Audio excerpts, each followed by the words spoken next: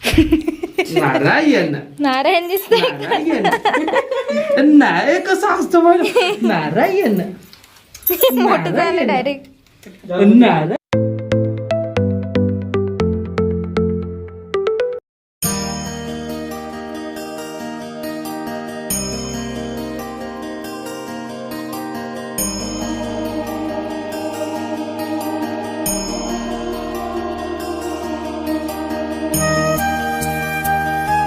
हाय, good afternoon सगळ्यांना. Rutupuja blog मध्ये तुमचं सर्वांचं स्वागत आहे. आणि आजचा दिवस खूप छान जाओ.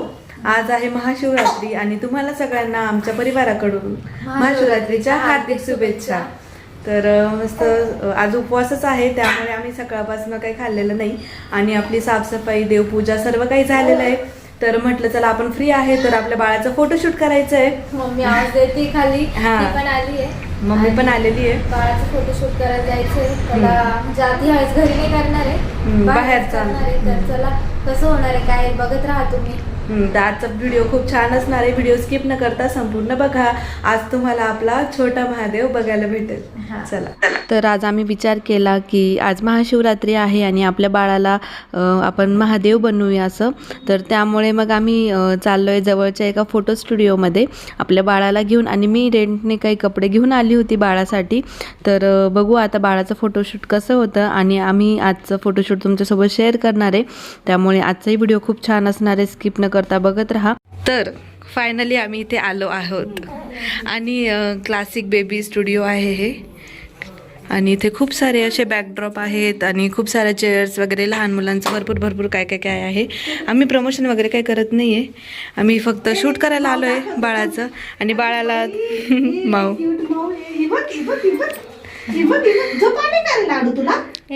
नाही सकाळचा झोपलेला आहे तो.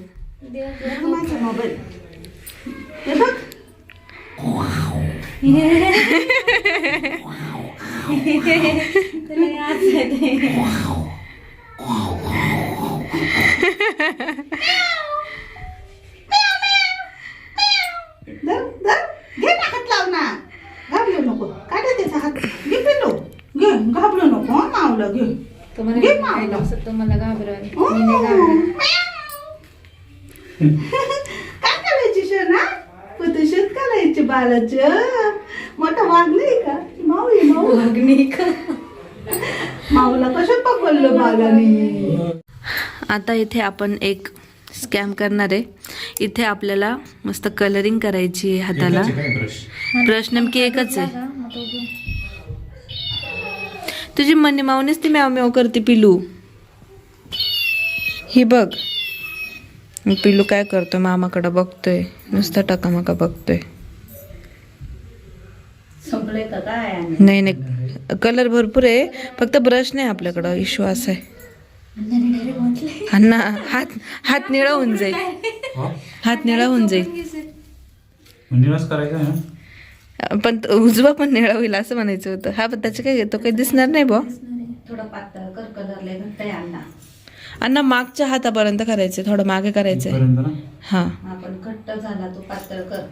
पाणी लावून कर थोडस. असं जर व्हायलेट नाही दिसत आहे ना, हा ब्ल्यूच दिसतोय. हा कॅमेऱ्यात दिसतोय ब्ल्यू. पाणी लाव अण्णा अजून. पाणी नको लावू, पाणी जर लावलं ना सगळं ओघळ खाली येते बरं का. लय पाणी जर लावलं पाण्याने निघून जाईल. अगं ते ॲक्रेलिकचं आहे, तो काय असा वॉटर हे नाही, ऑइल पेंट सारखं नाही, तो पाण्यात निघून जाईल लगेच पाण्यात. शोनिया तू काय बघतोय, तो काय कसं पाहतोय. द्यायचा ना निळा. काय अगं राहुलचा हात पुरा झाला. तू ब्रशचं एवढं तो त्याला पूर्ण हात भरायचंय, मला बोटच भरवायचंय ग. ओ मी नेल पेंट घेऊन आली. तुझ्यासोबत स्कॅम झालाय. तुला काय वाटलं मला. अण्णाचा हात बघ किती भारी दिसतोय. अण्णा असं दाखव पुढच्या साईड. नसा दिसतंय. नको श्वास नको थांबू. असं काय बोलू नको. लाडू बघ कसा बघतोय मामाचा हात. काय तो म्हणतोय काय चालू आहे बा मामाच्या. अर्धे मोठे का ग, एवढेच आहे ना लाडू. माझ्या लाडूला काय करायचं आज. फोटोशूट करायचं. पिलू मामाकडे बघतोय कसं टकलाम पाहतोय त्याला. नाही हा नख पण करायचे सगळं. अरे निघून जाईल पाण्याचं. नाही नाही चांगलं दिसल का ना. नेलपेंट लावायचे का? नाही नेलपेंट आहे का नाही? नख पण आहे व्हिडिओत. अण्णाच्या हाताच्या नसा डायरेक्ट अशा भारी दिसत आहे. अण्णा त्या दिवशी तू याला घेऊन आला का वरती? तू असं दमल्यासारखं केलं होतं बघ, छातीला हात चोळून. सगळेजण विचारत होते राहुलला काय झालं, राहुलला काय झालं, राहुलला विचारा. खूप साऱ्या कमेंट होत्या, खूप साऱ्या ताईंच्या. हो अरे तू याला माझ्याकडे दिलं आणि तुला दम लागला होता ना. नाही दम नव्हता लागला मला. नाही म्हणता तू. आता एक रोनाल्डो. सारखा झाला. ते तुम्हाला वाटतं पण फिट बॉडी हीच असते. तुला ॲथलेट थोडी व्हायचंय. व्हायचं नाही पण तशी बॉडी असणं चांगलं मेंटेन असतं. का रे, मेंटेन बायको आली का बरोबर सवऱ्यासारखी ढेरणी कर. बायको आली का मस्त अशी ढेरणी कर. राहून दादाची.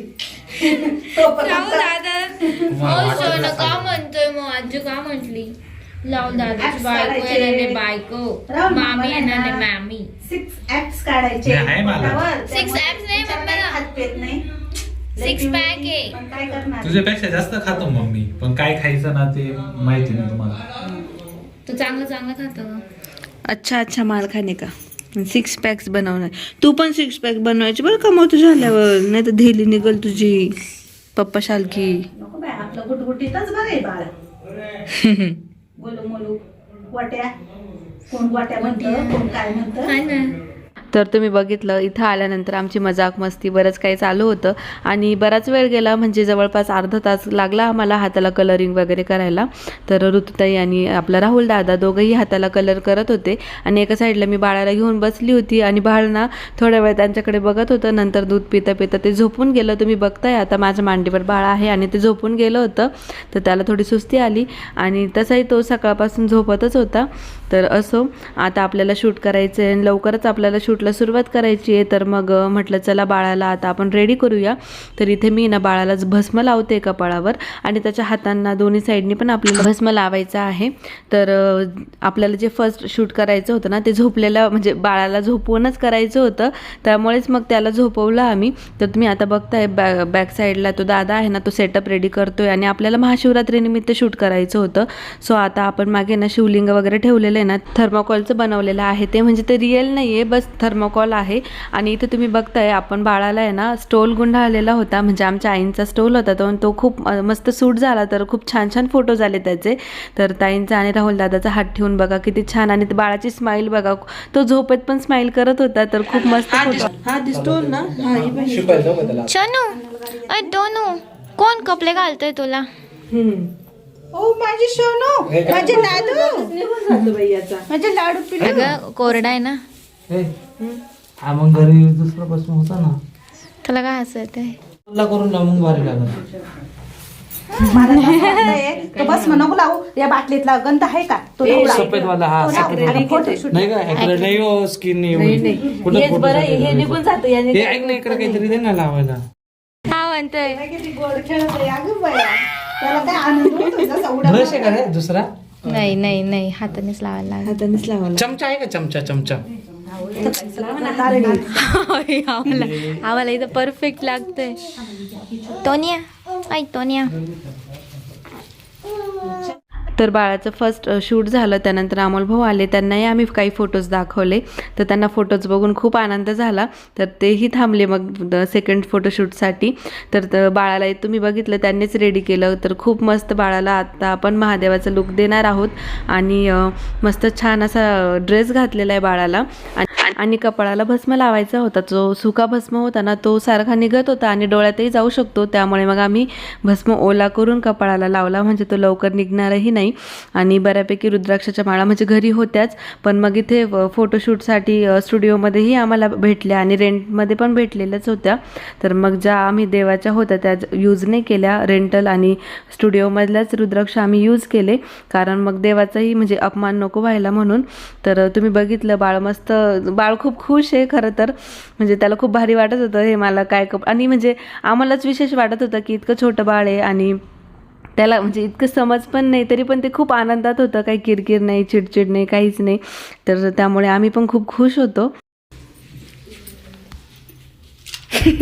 नारायण नारायण दिसतंय. नारायण नाही कसं असतं मला नारायण मोठं झालं डायरेक्ट. नारळ झालं एवढंच राहिलं आमचं. डन. नारळ हातात नारळ तिथं बसल्यावर घाल पूजा करू. नारळ ठेवा होती.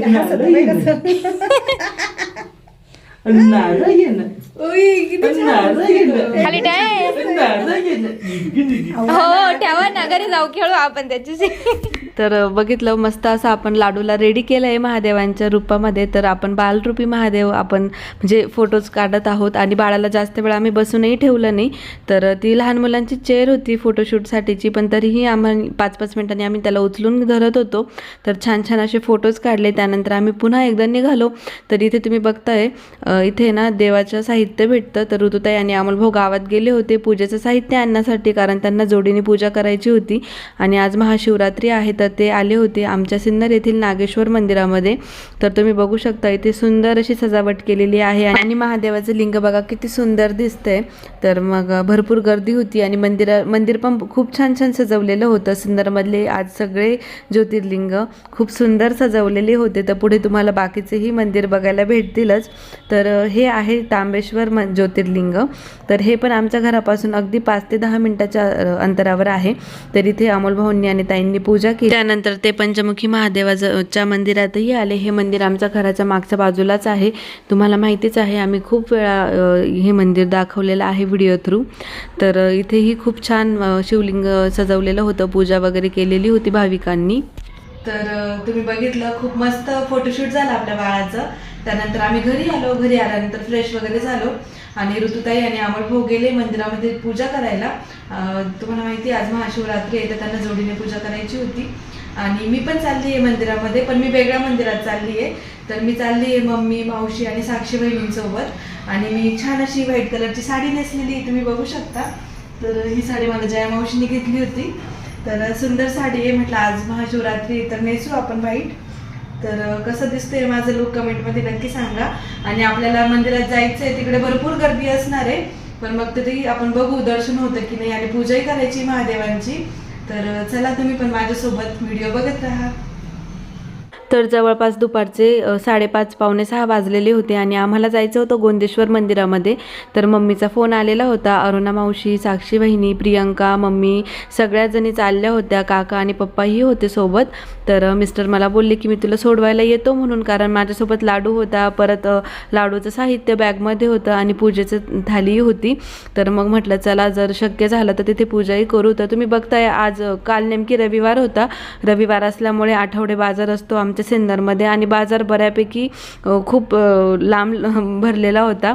तर इथे आल्यानंतर पप्पांनी पहिले लाडूला उचलून घेतलं आणि इथे हा दादा होता, यांनी आम्हाला टिळाही लावला. तर तुम्ही बघू शकता आजूबाजूला किती गर्दी आहे आणि लाडूला खूप मजा वाटत होती, कारण त्याला असं बाहेरच्या ॲटमॉस्फिअरमध्ये म्हणजे कनेक्ट व्हायला खूप आवडतं. त्याला इकडं तिकडं बघायला आवडतं. तिथे फुगे वगैरे होते ना, तर त्यालाही ते खूप आवडले.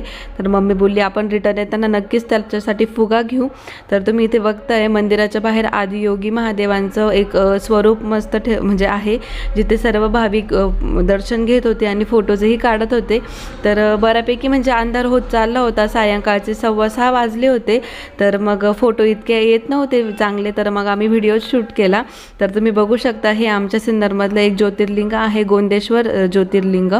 तर इथे महादेवांचं मंदिर आहे आणि तुम्ही बघताय मंदिराला खूप छान अशी लाईटिंग लावलेली होती आणि खूप गर्दी होती. त्यामुळे मंदिराच्या अवतीभोवती बॅरिगेड्स पण लावलेले होते आणि दर्शन होणं तर अशक्य होतं.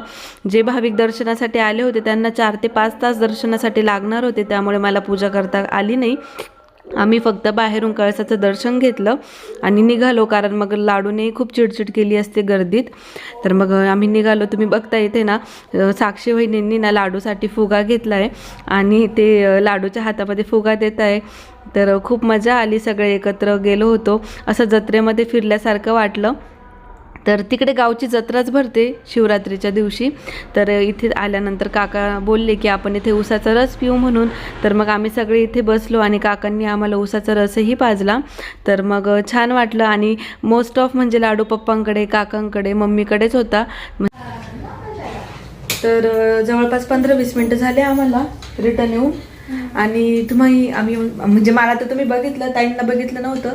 नाही. शूट केलं का मंदिरात? नाही, तिथं जागाच नव्हती, गर्दी खूप होती गर्दी मंदिरामध्ये. होती, त्यामुळे मग जमलं नाही आणि आम्हाला अभिषेक करायचा होता, त्यामुळे मग तिथे एवढं काही आणि घेतलं तुम्ही बघितलं गोंदेश्वरला किती भयंकर गर्दी होती पूर्ण मंदिरात. म्हणजे मंदिराच्या एंट्री पासून लाईन होती दर्शनाला आणि मंदिराच्या जवळपास 2 किलोमीटर अंतरापासूनच जत्रा होती, गर्दी होती, भरपूर गर्दी होती.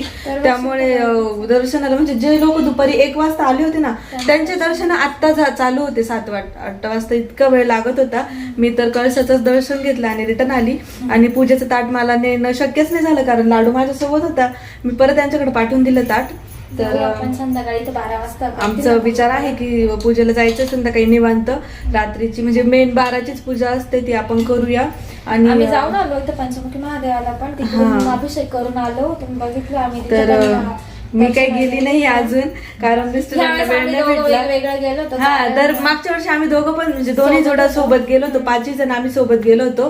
त्यावेळेस यावेळेस पण आपण रात्रीच गेलो होतो. आता आम्ही उगाच याला जायचं होतं ना, कारण दुपारी इतका वेळ होता, फ्री टाइम होता. मग म्हटलं चला पूजा करून येऊ. सायंकाळी कसं प्रदोष काळ असतो तर पूजा केलेलं चांगलं असतं त्यावेळेला. आणि मिस्टरांना वेळ नव्हता त्यामुळे मी एकटीच गेली होती. मग मी त्यांच्या सोबत पण इतकं दर्शन व्यवस्थित झालं नाही, तर त्यांच्या सोबतच माझं दर्शन चांगलं होईल असं वाटतंय मला. तर गर्दी नाही राहणार संध्याकाळी 12 वाजता जाऊ हा. आपण. आणि पुढचा पण काहीतरी प्लॅन आहे, पण मग बघू आता तो सक्सेस होतं की नाही. आणि सध्या सांगू नाही तर मग सांगून उपयोग नाहीये. आणि सध्या तर आम्ही इथे मस्त साबुदाणा वडा बनवतोय आणि चहा पण बनवायचा आहे. इकडे तुम्ही बघताय शेंगदाण्याची आमटी गॅसवर उकळते. तर चला मी चहा ठेवते. तर तुम्ही बघितलंच मी घरी येण्यापर्यंत ताईंनी बरीच तयारी करून ठेवली होती. साबुदाणा वडे बनवायचे होते आणि मग त्यानंतर मी फ्रेशअप झाली आणि मिस्टरांसाठी आणि आईंसाठी चहा ठेवला सर्वात आधी. त्यानंतर मग इथे मी त्यांना बोलली की मी वडे बनवते, तुम्ही तळायला घ्या म्हणजे गरम गरम सगळ्यांना जेवण करता येईल. जेवण तर नाही पण मग उपवासाचं साबुदाणा वडा सर्वांनाच आवडतो आणि सकाळपासून सर्वांनी निरंकार उपवास पकडलेला होता. म्हणजे आमच्या आई म्हणतात की सकाळचा प्रहर आणि सायंकाळचा प्रदोष पूजेचा जो प्रहर असतो तो झाला होईपर्यंत काही खायचं नाही. तर घरामध्ये सकाळपासून फराळाचं काही बनवलेलं नव्हतं, सकाळपासून सगळेजण उपवाशीच होते. तर त्यामुळे मग आता आम्ही इथे ना साबुदाणा वडा बनवतोय. आणि आमच्या घरामध्ये साबुदाणा वडा हा 2च दिवसात बनवला जातो, एक आषाढी एकादशी आणि एक महाशिवरात्री.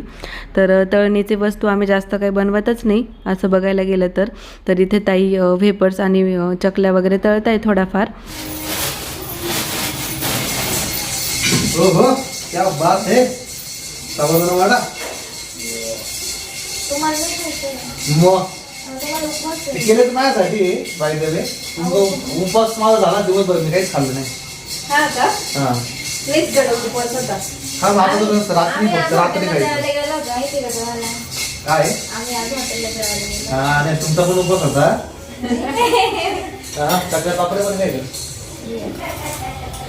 बसा बसा. बस मग नंतर गाडीवर तर राहू दे मोडी. बाबू हा एक दिवस आणि अजून कोणता? आषाढी एकादशी. बाबा कधी केली वाटतं मला. हा, नाही करत आपण डाएट फॉलो करतो ना, मला काय जास्त डाएट फॉलो करतो आपण, त्याच्यावर तेलकट नाही खायचं. आता वडे खाऊन बारीक होशाल. हा ना, ते डाएट फॉलो झालंय. मग हेल्दी वडे, हेल्दी वडे, हेल्दी वडे. हेल्दी साबुदाणा वडे आपले. तर तुम्ही बघितलं साबुदाणा वडा बनवणारे हे बघितल्यानंतर मिस्टर किती खुश झाले. आणि आपले साबुदाणे वडे बघा किती मस्त असे खुशखुशीत झाले, मस्त फुगले.